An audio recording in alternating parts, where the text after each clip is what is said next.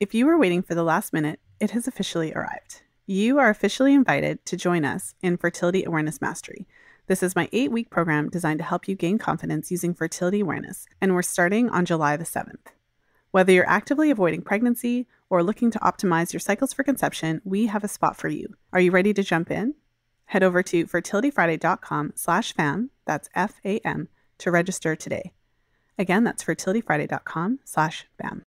This is the Fertility Friday podcast, episode number 319.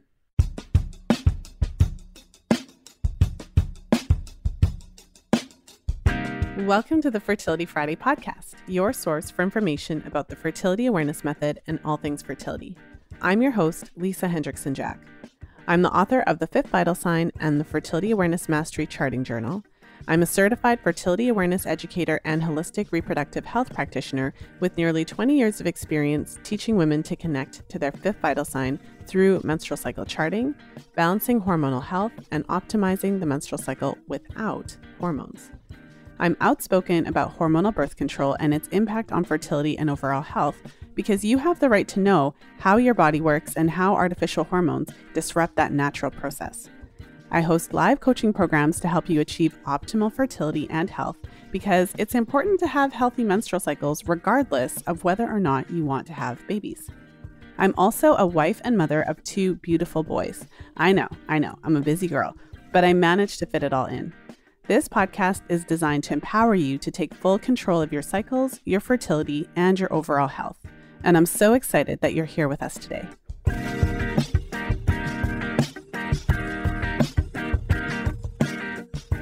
I have a really special and powerful episode to share with you today. In today's episode, I'm sharing a new conversation in my Fertility Awareness Reality Series. And in today's conversation with Michelle, honestly, there was a part of this conversation that brought me to tears. You have likely heard me talking just on and on about how the menstrual cycle is a vital sign and how there are times when we can gain a ton of health information just from what's happening in our cycles and in our charts. And in Michelle's experience, she not only experienced firsthand how her menstrual cycle can be a clear indication of a problem, but it even went beyond the natural realm of the menstrual cycle. So, Michelle was on the pill and her cycle still was able to give her important information about her overall health. And so we talk about that and some of the other examples where I've seen that apply. And so what a powerful vital sign, even when we try to suppress it with hormones, the knowledge and information that we can learn from our cycles can still push through. So if you're like, what the heck is she talking about? Definitely tune in and you'll hear Michelle's story soon enough and know exactly what I mean by saying this. So without further ado, let's jump into our conversation today.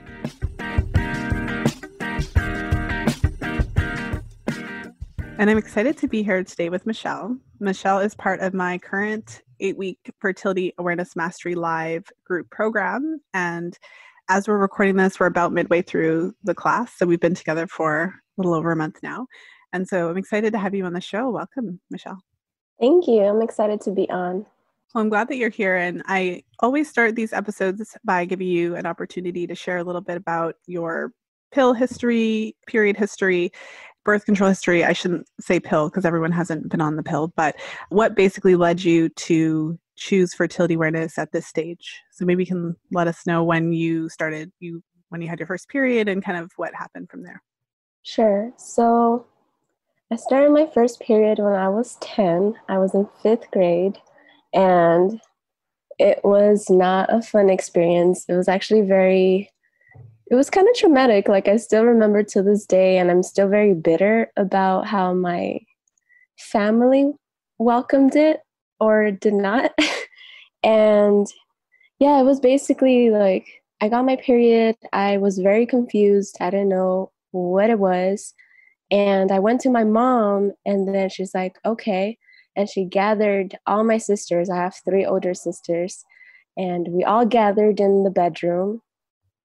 And they were like, okay, so this is your period. And they kind of just like explained it, but it was very brief. And I was 10 years old, so I was still kind of like, I have no idea what's going on. And they ended up giving me like a little booklet that tried to explain what the period was, but it was just like, this is terrible guidance. And I have 4 women in my house right now. Of course, I reflected about this like way later when I was grown, realized, yeah, they could have done a better job at this. But you know what? It's very cultural too. I come from a family of Mexican immigrants, and all of these things are very taboo. You just don't really talk about them. You just kind of have to figure it out on your own. So my first period and my period in general has always been something difficult for me. And even just like birth control, all of these things have just been difficult because I've had to figure it out very solo. And that's amplified when you have 4 women in your household that could have been of guidance, but you just don't feel comfortable reaching out to them. So I thankfully didn't use birth control, like hormonal birth control, until I was about 23 years old. I got the shot, and I only got it one time for 3 months because I absolutely hated it. There were so many side effects. I just remember feeling like the main side effect was just not feeling like myself. I felt very just outside of myself, very different. And so I only took it once and never took it again. And that was in 2016. So then in 2017, I tried getting on the pill, and I ended up having to try about 3 different brands because my periods would end up being super long. I know at some point my period was like on and off for like a month. And so it was terrible. It was terrible. And I was trying to stick with it because I was in a relationship and I didn't know any other way. And I knew I absolutely did not, I'm still with my partner, the same partner, and absolutely did not want to get pregnant. So I just had to keep trying with the pill. That's all I knew. I didn't want to try any other type of birth control because it seemed like the least invasive. So I finally landed on a brand that was the least harmful, I guess, and my period kind of stabilized. My fake period, and so I stayed with that. But I was on the pill for about 2 years, and that's when a lot of things started happening. In 2018, my bleeding every time, like the last week of the pill, obviously started getting really, really, really heavy again, to the point where I was changing my pad like every hour. And that was a huge red flag for me. And I had gone to the doctor multiple times, and they were kind of just like, oh, maybe it's stress. And that was always just the main thing that they would tell me. It's maybe it's stress. It's probably stress. And so I would start bleeding a lot. I started getting a lot of vaginal infections like BV and yeast infections. And so I was dealing with all of that for about all of 2018. And then I finally got a physical, which is when they actually take blood, because all the times I went to a doctor, they weren't taking any blood. And so they finally took blood. That was in March 2018, or no, 2019. It was a whole year dealing with these things. And then in March 2019, I finally got a physical done with blood, and they saw that my levels were way off. And so my primary doctor sent me to a hematologist, and then the hematologist sent me to the hospital.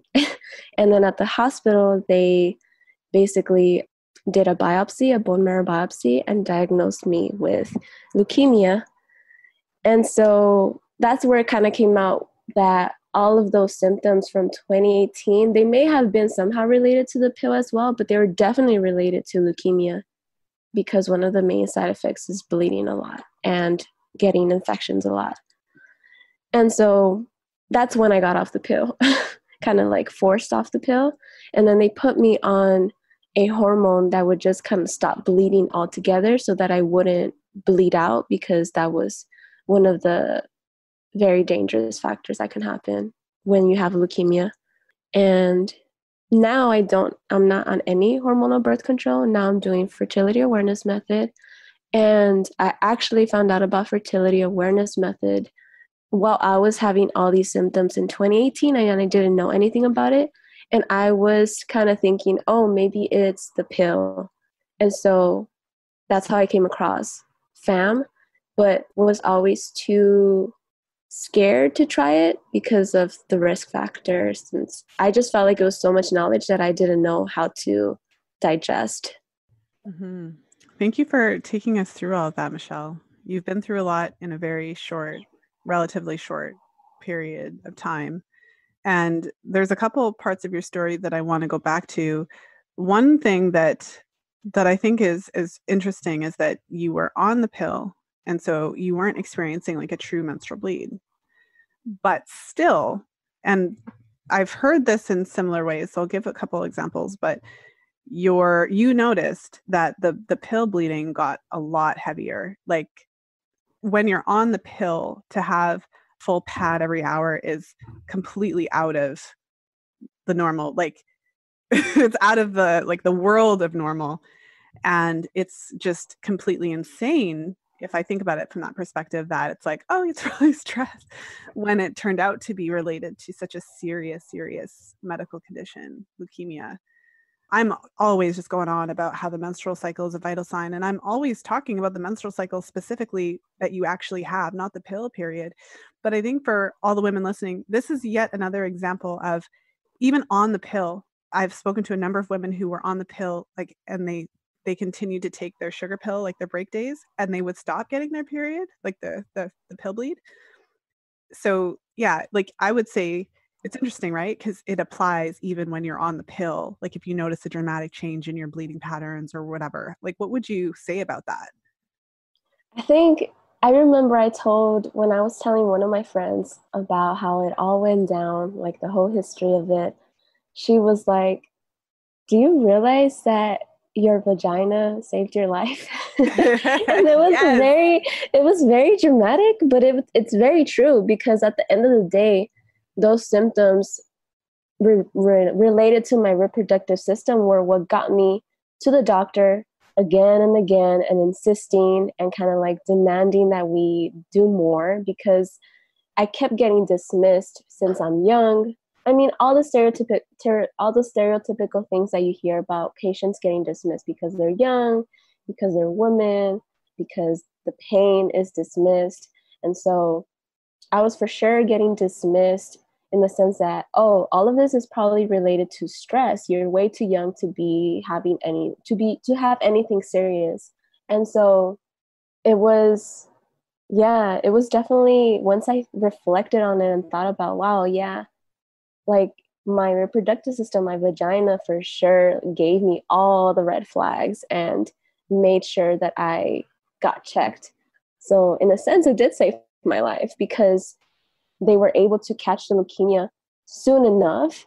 It wasn't too late, thankfully. So it was for sure, I owe it to her. Oh, Michelle, that gave me chills and brought tears to my eyes. Oh. I mean, it's just, even when you're trying to suppress your system with the medication, it's still trying to talk to you, right? Yes, So, absolutely. wow. Oh, okay. So before I like get all weepy and I wanted to touch on the first part of your story, because you got your period when you were 10. And so I was having a conversation with a friend a couple of days ago, and she was sharing something about how, like, a young woman in her life, whether it's her friends or her sister's daughter or someone like that, had her period at 10, and she was extremely alarmed about it. She was kind of like, what do you mean she had her period at 10? This isn't normal. And because of her personal experience, she really thought that it's super uncommon for girls to have their periods that young, because for her experience, she probably got her period when she was like 13. I think I got mine when I was 14. And so in my line of work, I know that that's pretty common. I don't think I've personally seen like 9, but a lot of women get their periods at 10.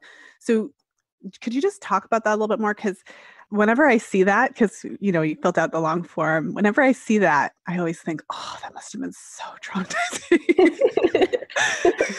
Because you're so young. Like, what grade were you in? I Like was grade in 4? fifth grade. Yeah. I was in fifth grade. It was, Were you the oh, first of your friends? yeah, I remember. Well, first of all, it was also very, there was so much shame associated with it that I didn't even tell anyone. Like, I didn't tell any of my friends. And it was probably until middle school where girls started getting their periods, like around 13, 12, 14. And I was like, oh, yeah, that's old news for me. I got it at 10. And so everyone was so excited, and girls would be eager to get their period. Like they felt like, I want to get my period. I'm like, everyone's getting their period. And to me, I was just like, I don't know why y'all are so excited to get your period. Like, it's not fun. So I remember I have a lot of memories related to that transition and that shift because I was the super active kid and I just loved playing outside all the time. I loved playing sports. And once I got my period, I didn't know how to act. I didn't know how to behave with something in my panties. I didn't know how I can move. Then my neighbor actually noticed. She's like, "Why isn't?" She asked my mom, "Why isn't she playing as much? Like, why isn't she running as much as usual?" And I think at some point she even asked her, like, "Why is she running funny?" And my mom, I think she kind of just, I don't remember if she told her what happened or she just kind of played it off. But I do remember her telling me in like inside the house, you need to act like the same. You can't stop. Like, what are you doing? She kind of like, Wow. yeah, she kind of like scolded me because she was embarrassed. And that was very hurtful because I'm like, I have no idea what this is. Like, this is all new to me. And you're not being very supportive. And obviously, I didn't have those words when I was 10, but that's what I was feeling. And so it was for sure hard. And it was fifth grade, which I guess it's good because at that point, you're about to transition into middle school. So it kind of like came with a transition. It wasn't as like, oh my gosh, now I have to deal with this period for 2 years of my elementary school. It was just like at the end of it. But it was for sure difficult. And I think, I always think back, like, why did it start so early? And I'm not super informed, but I know it has to do a lot with like just how quickly you develop and just looking at like the diet that we had as younger kids where I grew up. It wasn't a great diet. We ate a lot of junk food. It was pretty unhealthy. My mom cooked a lot, but I think even then, the way that she used to cook, not anymore. The way that she used to cook was a lot fattier. So I don't know. Those are the things that I start thinking about. Like, do these things play a role, and how much of a role do they play in how fast you get your period? Yeah, I mean, on average, it used to be like 12, 13, or more so 13, kind of on average. And then if you don't start to have your period by the time you're 16, 15, 16, definitely that should be looked at. And that's one of the reasons why there are doctors coming forward saying, look, the menstrual cycle, especially in teenagers, should be looked at as a vital sign.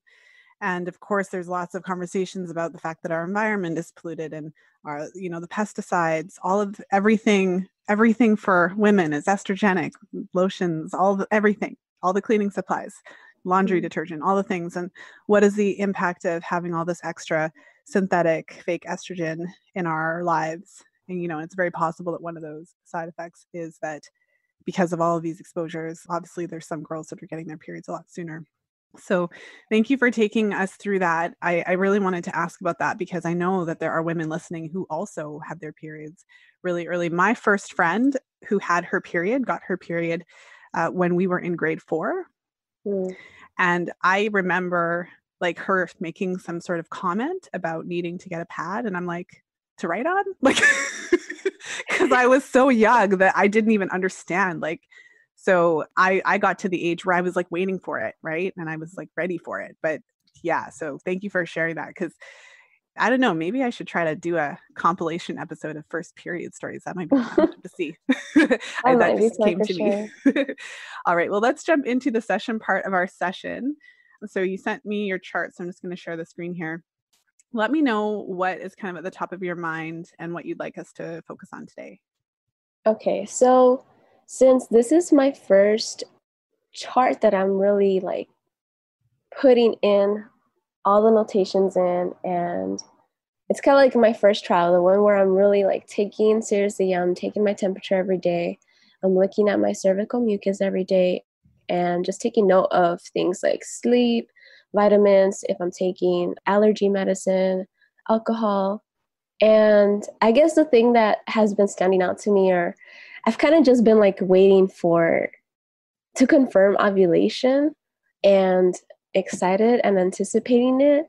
But I see like every time my temperature goes down, I'm like, oh, okay, so it's not happening yet. So I guess I don't know, I'm a little nervous. I know that I'm not like super far off in the cycle yet, but I guess I'm just excited and nervous about confirming ovulation. And that's been like the biggest thing on my mind. And then the second thing is just how many days of cervical mucus I've been taking note of. But yet again, the sensation has been dry. And I've only been seeing cervical mucus like once every time that I do see it. So just trying to make sense of what that means. And also obviously taking note of the allergy medicine. When you told us that it dries up cervical mucus, that kind of gave me more of a hint of what may be happening. Yeah. So there's always lots of factors because we're all living our lives. Certainly when I take a look, because you noted on your chart when you've been taking the antihistamines. And so it's not like every single day, but I mean, you got to do what you got to do. I've been sneezing a lot today. No, it's not, it's actually just allergy season for anybody who's listening in the current crazy times. Certainly the antihistamines could make a difference. We talked about that. And the only way to know would be to kind of wait until you're no longer struggling with allergies when you have a pretty good section of or like, ideally the whole pre-ovulatory phase where you don't have to take it, or you only take it once or twice or something. And then you can kind of compare to see. So at this stage, we can't really make a conclusive, like, this is why you have low mucus. So, I mean, for what it's worth, though, you are seeing mucus. You did have mucus leading up to ovulation. There's a couple things that I see here that we'll go through.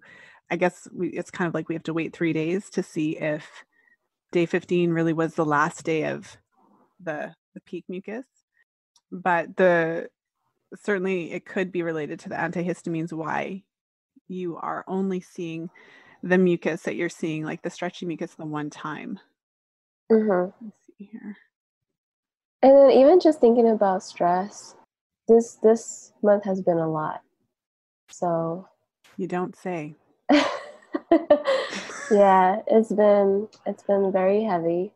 So I mean, now I'm thinking about it just now and realizing, oh hey, well that probably has something to do with it too.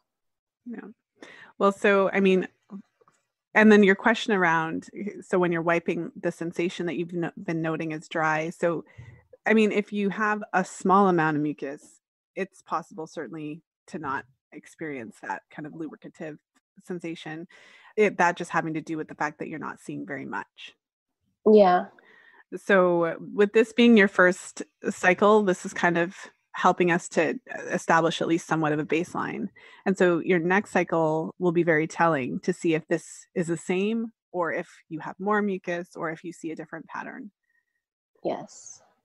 In terms of go ahead.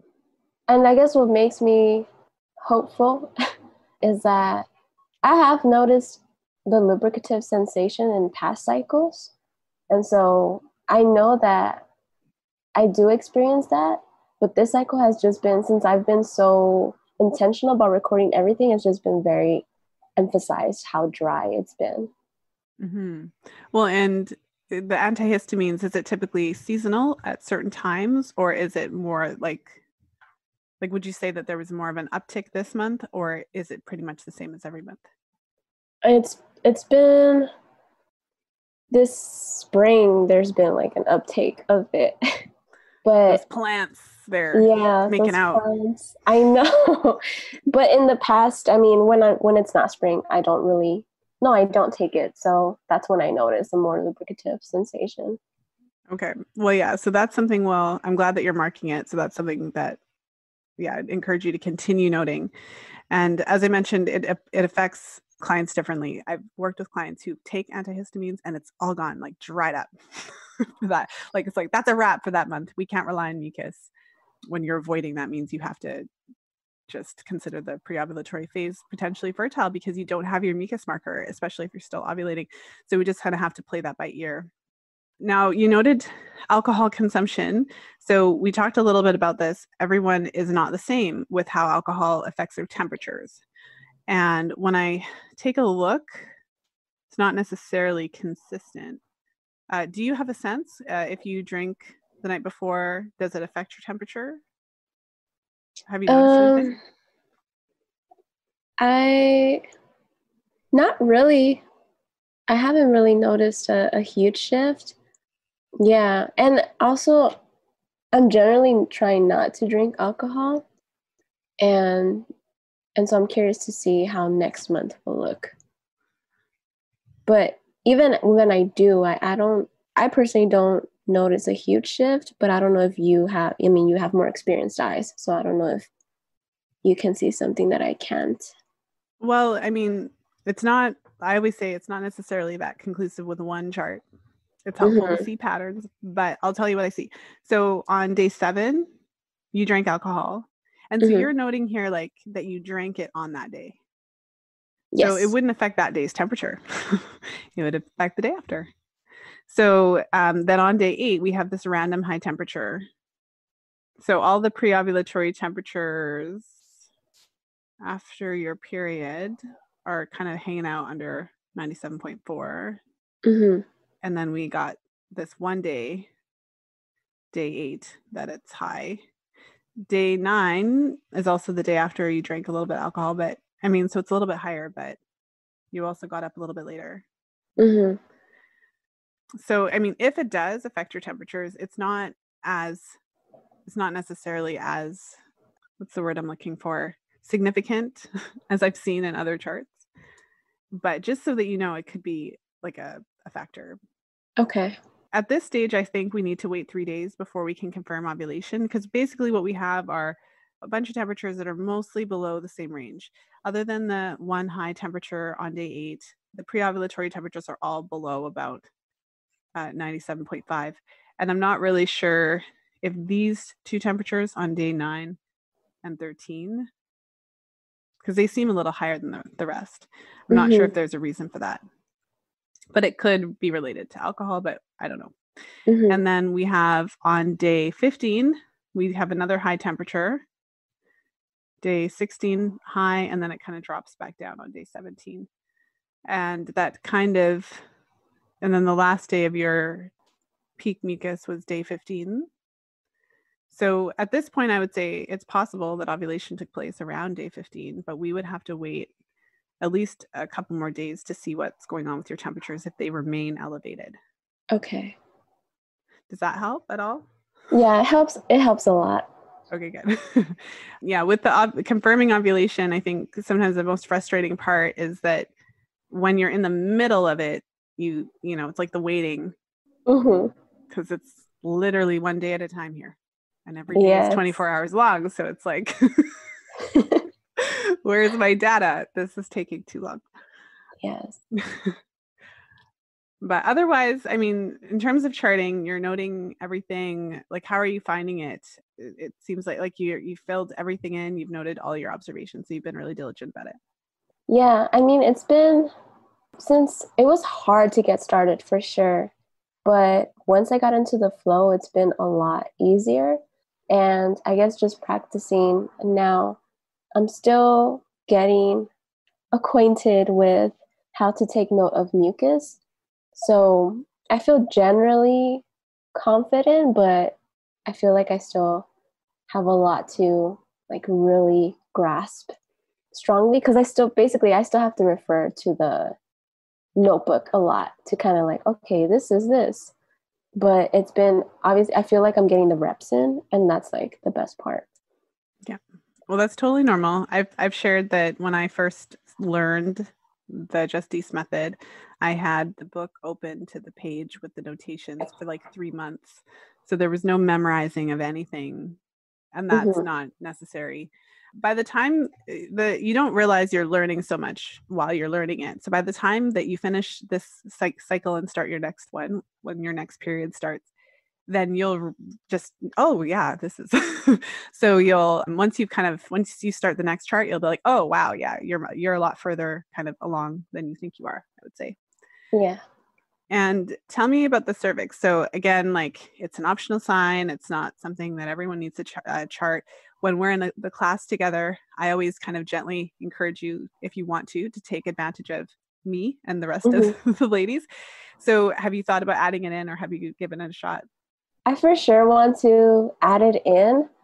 I am giving myself this cycle to get those other two down, because I tried. Basically, I just need to push past the weird feeling and just keep doing it. My partner even advised me to, like, you know what, like, the first times don't even worry about really taking note of what's happening. Just like, go ahead and put your fingers in there and feel whatever you have to feel. Because I tell him that it just feels so weird to be so like aware of what you're feeling. and so I don't know, it kind of just makes me cringe a little. And I don't feel that bad about saying this, because I was talking to my friend about it. She was like, yeah, absolutely, like, I wouldn't be able to do that. I don't know why, it just feels weird. And so my goal is to just get through this cycle with cervical mucus and temperature, and start just going for it, just going past that weird feeling by the next cycle, to start taking note of cervical position. Well, so you're not alone. There's a lot of women who are nodding their heads, who are just like, I draw the line at touching my cervix. I'm with you until that point, Lisa. Stop. So there are, yeah, just so that you know, you're not alone. And I mean, there's a lot of reasons. Like, we could just spend the whole day talking about the possible reasons why that makes a certain number of women uncomfortable. We live in a culture that's not very open to begin with, so we don't really learn a lot about these things. There's the cultural aspects, as you mentioned, depending on how it was addressed in your home, within your circle, and all those types of things. And a lot of women are not comfortable touching themselves. So even the concept of using a tampon without an applicator, or a menstrual cup that requires you to insert your half of your hand, several fingers, I should say, into your vagina, and interact with this thing. So yeah, I mean, it's a lot of layers there. So I always stress, it's not mandatory. You can certainly chart your cycles without your cervical position. In your case, it could be helpful in charts and cycles where uh, the plants are really doing their mating dance, and you really have to rely on antihistamines.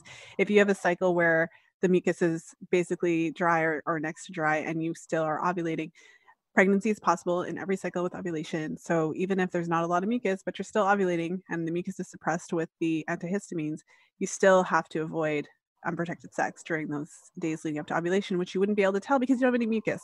So in situations like that, it's really helpful to have the cervix as a backup there. So if it makes you feel really uncomfortable, I give you permission not to check it. If you decide that you want to check it, you don't have to check it every day for the rest of your life. You could certainly go for one cycle and then just see how it goes. Yeah, I for sure want to, because now it's personal. Now it's like, oh, you're giving me a hard time, and I really want to be able to do this. So nice. Yeah, I for sure want to at least try it for one cycle. I feel like if I am able to try it for one cycle, it's going to be a lot easier to just do it all the time. And it's more just getting past that weird. For me, it's not so much that it's, at least not consciously, it's not like, oh, this is weird because cultural reasons or anything. For me, it's literally the sensation of it. Well, just like, do you mean like how, when you say sensation, is it like how it feels, or how you feel, or like, what do you mean when you say sensation? How I feel in and just like being so aware of what I'm touching inside. It's just like, wow, this is a lot. Like I start getting like, ooh, this is okay. Is it because, huh?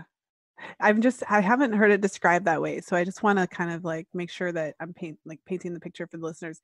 Is it partly because it's like an internal, like it's internal organ? It's something that you didn't even talk about. It's something that it's almost like I shouldn't even know about this, and here I am touching it. Or how would you describe it? I think it's for sure. It's not that it's I shouldn't even be touching this. It's more like, well, this is an yeah, like you said, it's like an internal organ that I'm really feeling for right now. And it feels so foreign because it's different from when, like, say you're masturbating, like, that's just like it's a whole different mood. And for this, like, I'm being very mindful of what I'm looking for. And it's kind of weird. Yeah, well, because you're interacting with your body not in a sexual way for the purpose Mm-hmm. of exploration and understanding. So you're quite literally connecting on a different level to your body in an Yeah. objective way. Yeah. I could see how that would be a little weird, especially if the only interactions that you had have been, well, not only, but like either very like productive, inserting tampons and taking care of periods, or in a sexual way. So this is like a totally different thing. Exactly. It's just a totally different, like you said, it's a different type of bonding that's happening. Mm-hmm. Just popping into today's episode with Michelle to let you know that the last call has officially arrived for Fertility Awareness Mastery Live. Will you be joining us? Fertility Awareness Mastery Live is my 8-week group coaching program designed to help you unlock the secrets of your menstrual cycle. It teaches you everything you need to know about using fertility awareness cycle tracking to achieve your intentions, whether you're currently trying to get pregnant, avoiding pregnancy, or planning to conceive in the future. We start on July 7th. Get to the root of your period problems, hormone imbalances, fertility challenges, and so much more. Head over to fertilityfriday.com/fam, that's FAM, to reserve your spot today. Again, that's fertilityfriday.com/fam. Now let's jump back into my conversation with Michelle.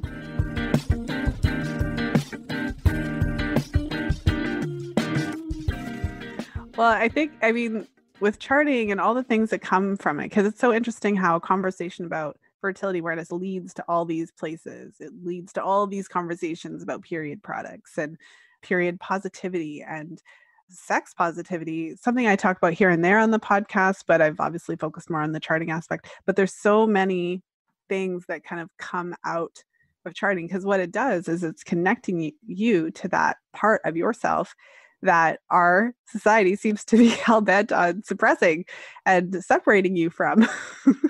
Yes, for sure.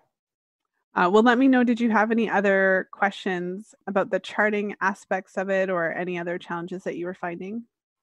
I think we hit on all of them. I'm glad you asked me about cervical position because I almost forgot to talk about that. I guess I was repressing it. Well, that's very fitting for considering what we just but you said you're like, I want to do this. So Yes. yeah, it was calling out. I could hear your cervix. I couldn't, but I thought Oh gosh.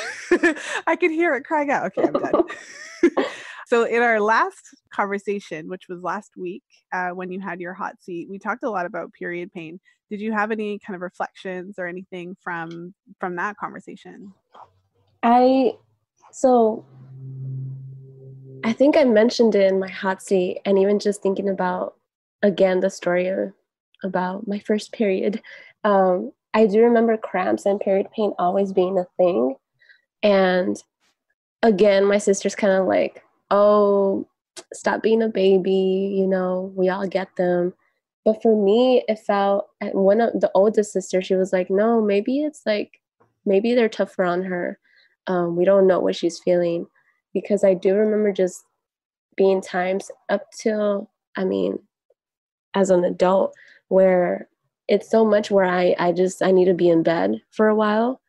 And I, like I mentioned in the hot seat, I noticed, like, if the month before or that cycle, I ate a lot more like vegetables, for example, and a lot less just like junk, like sugar. I don't eat a lot of junk food, but I am pretty addicted to sugar.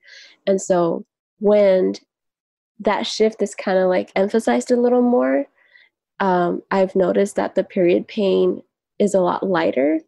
And so that's something that I'm just trying to keep in mind and get more disciplined about, along with like everything else that we're learning that may help. Mm-hmm. Yeah, I mean that's huge. We underestimate sugar, and I know sometimes when I'm talking to my mom, like in her mind, sugar means white sugar, but Mm, sugar, like the category of sugar encompasses all of the essentially simple carbohydrates, like all of the because your body doesn't discriminate when you eat, whether it's rice or bread or a gummy candy, like your body converts that all into sugar essentially. So, yes. so yeah, it's huge. And I'll link the episode that I did about sugar. It was like I cut out sugar. So this is how I did it. And like, this is what happened to my cycles. So it was like surprise ending, but it even surprised me. I lengthened my luteal phase after years. And I was like, wow, who knew that sugar like stole a full day of my luteal phase? Like I didn't know that. And I've been doing Mm, this for a long time. wow. Um, Oh, man. well, let me know. Did you have any other questions that you wanted to go through today? I think for now I'm pretty good. I'm just in a very just excited mode to get through this first cycle and keep going now that I have the ball rolling. So I feel good. Awesome. Well, I'm excited to see how everything goes and to see what happens with your period pain and your Thank mucus. you. So, for the listener who is thinking about jumping in and taking a class, so she's thinking about doing the live program that you're doing, what, if anything, would you want her to know about it? For me, man, I've known about fertility awareness method since 2018 when, and we're in 2020 now, when I started getting symptoms that were related to the cancer that was diagnosed like a year later. And I was just so scared to try it. And I have like three of the major books that people talk about when they talk about this method, but it was just so overwhelming. I felt like there was so much new information that I had no idea about. And I was getting angry about it because I'm like, we should have known this a long time ago. We should have known this since we were little so that by now it just seems natural.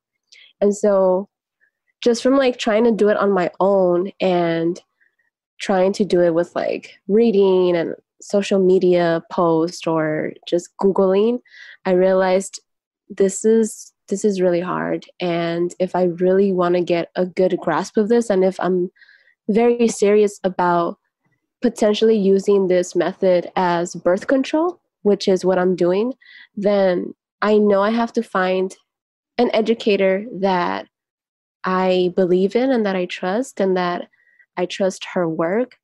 And so when I found you, it was kind of like, yeah, Lisa seems very legit. She has like a whole book. She has this podcast with I don't know how many episodes, and just interacting with your website, with your social media, just with like everything that you've put out. And listening to I think what sold me was listening to your podcast episodes because you just sounded very confident and knowledgeable about everything that you were discussing. And there was so many topics being discussed that I was already learning a lot from listening to your podcast. And so it kind of just seemed like, okay, this is who I'm going to go with, and I'm going to be serious about learning this method. And I don't regret it. It's been really good. It's for sure been difficult, obviously, because it's a learning curve, but it's so much better than doing it alone because I actually know what the heck is going on.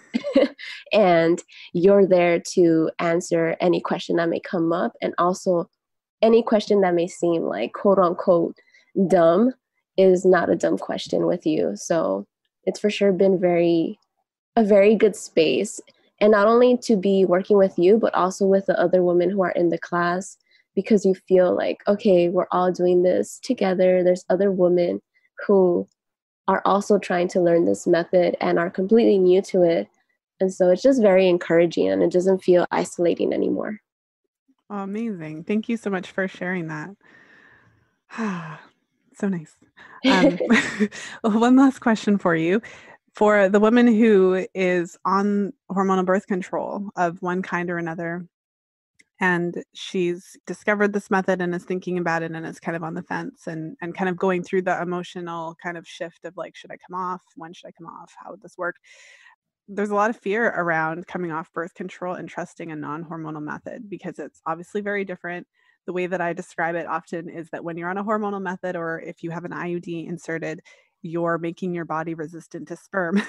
So you're physically changing your body, and that is a layer of protection because if there's sperm, you're not getting pregnant. I mean, for the most part, save some method failures.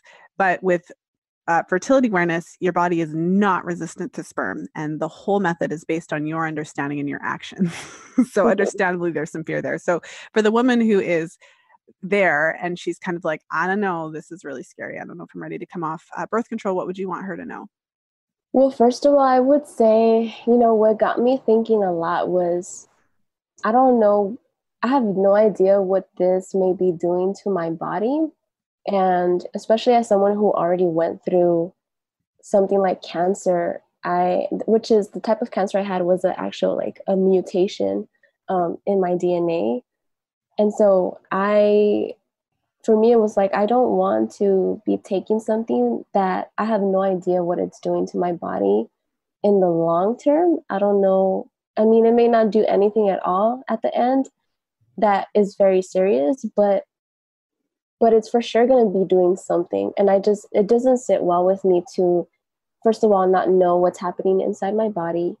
And second, to just feel like I'm not fully connected to what my body is doing because there's this foreign thing that I'm putting in it and it's altering it. So for me, it was just like, I don't even know who I am without this. And I need to come off of it to really understand like what my body is doing and what it wants to tell me. And like you said, even when I was on it, my body was trying to tell me something. And so just imagine how much more in touch you may feel if you're not on hormonal birth control. So that's always something that I like to think about and I like tell my friends about. But if you're like nervous about it, it's also just being very real with yourself and just very real with yourself about like, okay, setting like a timeline if it is something that you want to do, like, okay, this is when I'm going to come off of it. And I'm going to be very serious about this and very disciplined because like you said, there's a huge risk where your body is no longer going to be it's all on you at that point. And so I took a long time to dive in, but by the time I dove in, it was like, I'm completely sure and ready and committed to do this. So I think getting to that point is important. And it took me a long time because it took me a long time to just like go ahead and start working with someone. So I would recommend that if you feel like you're ready or you want to get to that point, working with someone, with an educator is just like the best thing to do because that way you feel a lot more secure in your learning process. Well, thank you. You're so wise. I think it's because you've been through a lot. The way you think through everything. So the way that you laid it out makes a lot of sense. And so I appreciate you sharing that with us because a lot of women are in that same process. And one of the things that has come out within the last couple of groups that I did, I think a little bit more so the previous one, was that a lot of the women were saying like, you talk about it all the time and now we're in a group together and we're talking about it all the time, but most of my girlfriends are not.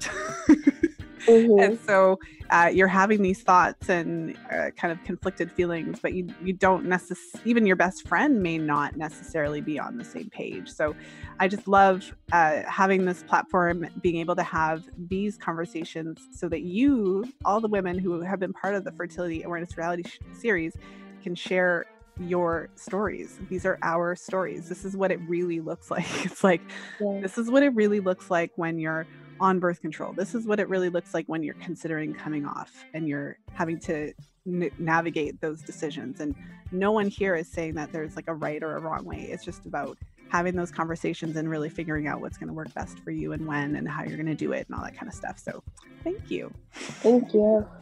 Thank you so much for being here. Yeah, this has been a great conversation. I'm really excited to share it with everybody. So I will see you in a few minutes because we've got a call coming up. But yes, thank you so much for being here. Thank you. I appreciate you. Thank you for listening. If you enjoyed today's episode, please share it with a friend. You'll find the show notes page for today's episode over at fertilityfriday.com/319. I hope that you enjoyed my conversation with Michelle. I mean, like I touched on at the top of the episode, what a powerful episode.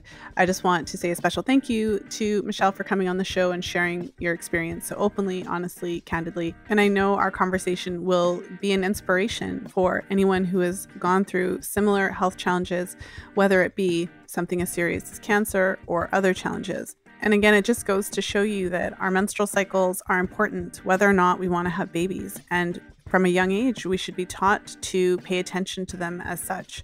Because when you do notice a consistent issue, change, shift with your cycles, whether that be the overall cycle length, cycle irregularities, bleeding, heavier or lighter, or if it goes away, whatever the case is. And what's interesting, again, is that this conversation takes it a step further. So I have seen situations where even women on the pill, their cycles are still giving them information. So I've spoken to a number of women who were taking the pill for a long time and they stopped getting their pill bleeds. So between pill packs, they would still take their sugar pills or take the 7 days off or however many days off it is in the pack that you have, and they would stop getting their pill bleeds. And then when eventually they came off of birth control, their periods were nowhere to be found. And so it's interesting that even when you're on a hormonal suppressive medication, your periods and your cycles can still be giving you information. I mean, mind-blowing, right? And in Michelle's case, what she said was so powerful. My vagina saved my life. That's what her friend told her. But if it wasn't for that just heavy bleeding while on the pill to alert her that something was wrong, this issue could have gone on in the background. So for anybody who needed just that additional boost today of, wow, our cycles are really important and we really should be paying attention to them, then, this was the episode to listen to. So I just want to thank you all. Thank the Fertility Friday community for tuning into the show, for supporting the show all of these years. The reason why the Fertility Friday podcast continues to grow is because of you, because of all of the listeners, because you share the episodes with your friends. So if you can think of somebody who really needed to hear this message today, then please do share. So the link to share this episode is fertilityfriday.com/319. This is such an important message, and I do hope that you share far and wide with anyone who you can, who came to mind, who you're like, oh my goodness, my friend so-and-so needs to hear this today. So a special thank you to all of you for your support and for sharing the message about fertility awareness in general, and of course the podcast Fertility Friday, and really helping me to get the word out. Because obviously if we're waiting for our educational institutions to teach us about this important information, we'll be waiting for a long time. So it's really up to you and me and everyone in this community to continue to spread this message and to do that grassroots, ground floor type of work. So with that, I hope you have a wonderful day, evening, weekend, whenever you're listening to the show. And of course, as always, until next time, be well and happy charting.